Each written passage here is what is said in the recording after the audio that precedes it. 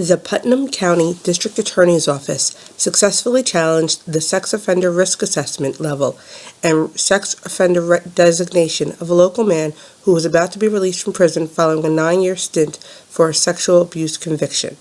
The DA's office argued that Christopher Menstrelli to be found a level 3 violent sex offender, the state's toughest sex offender rating.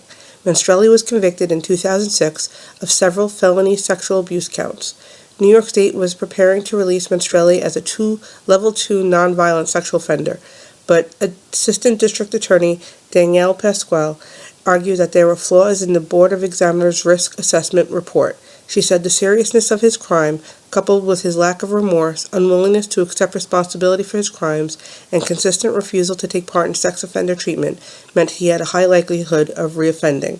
Menstrelli argued that he was forced to skip treatment because of disputes he had with prison guards.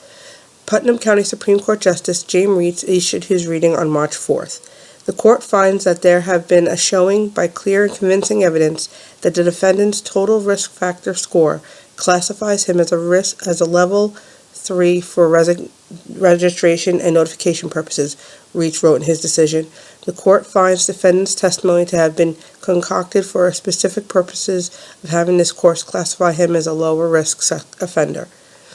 The level 3 sexual violent offender designation means Menstrelli will be subject to more intensive monitoring upon his release and for the rest of his life. In addition to his exact home and work addresses being available for public reference, Menstrelli will have to report his home and work address in person every 90 days. Failure to report is a felony. It could also impact his living options if current legislation restricting where sex offenders can live becomes law.